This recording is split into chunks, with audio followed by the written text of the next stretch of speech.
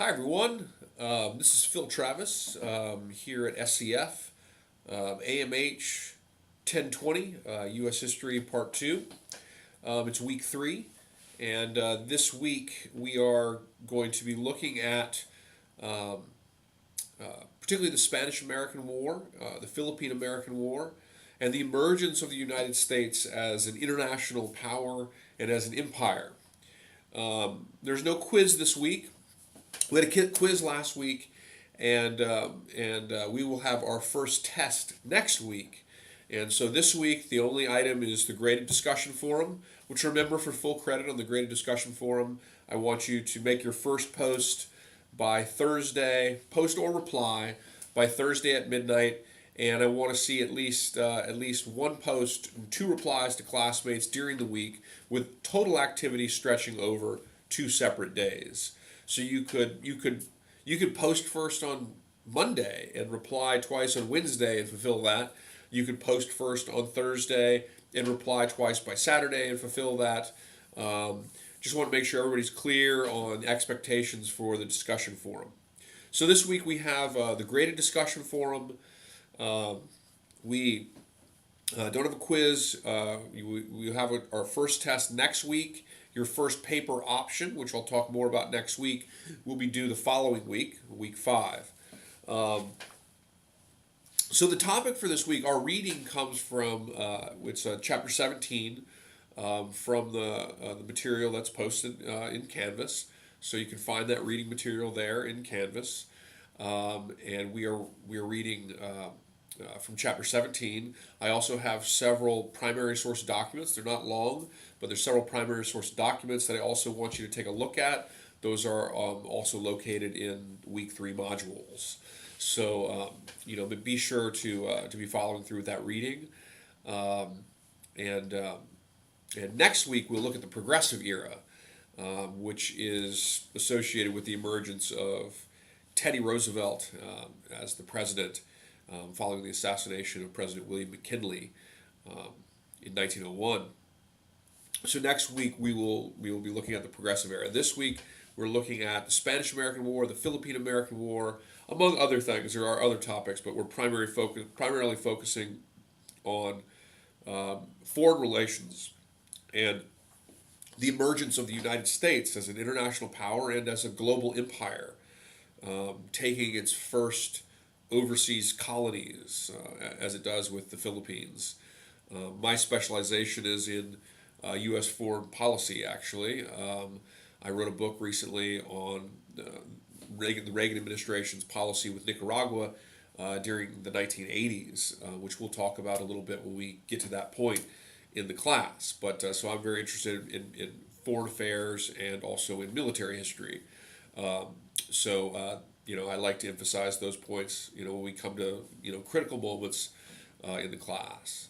So Spanish-American, Philippine-American War, primarily this week. There are other subjects relating to this, and the readings are, again, all posted in your modules for the week. So find them there. Our factoid for this week. So remember, to get that extra point, you get an extra bonus point added towards a test score. At the end of the term. If you do all of them, then you're going to get over 10 bonus points, which can really be a huge factor in pulling up your grade. Just remember to just simply email me the factoid no later than Wednesday by midnight and get your free point. So the factoid that I want you to email me is this. So the United States, in the Spanish-American War, the United States fought the really quite deteriorated empire of Spain. Spain was economically crumbling, and its empire was also kind of falling apart. In the Spanish-American War, the Spanish had very little interest in fighting the United States, whether in Cuba or Puerto Rico and its Caribbean territories, or in the Philippines, which was really an unrelated part of the conflict. That was, an opportunistic move by the United States. Largely at the call of who was then Assistant Secretary of the Navy, Teddy Roosevelt. But the interesting thing about the Spanish-American War is that the United States, won that war really more because of the inadequacy of the Spanish military and the Spanish empire more than its own like prowess militarily. The United States had far more losses due to bad meat, due to illness and disease than it did to military affairs, and the U.S. victory in that war was really due far less to any like kind of great and amazing military efforts on the part of the United States in Cuba, and it was really more simply because the United States was just a little bit better than the Spanish Empire was, which was very weak and deteriorating. To give you a testament to just how sort of not up to snuff the small American military was at this time, and here's the factoid. The general that led the United States military in Cuba was General William Shafter. And William Shafter was a very large individual. He was not, if you will, kind of up to what you might usually expect military, in terms of physical fitness, what you might usually expect military individuals to be up to these days.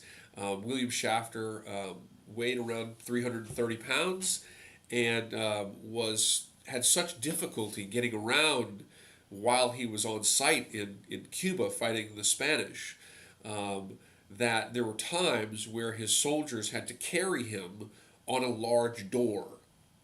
So the factoid for this week is General William Shafter, the very large 330-pound American general whose physical fitness was so poor that there were periods in which his soldiers had to carry him on a large door.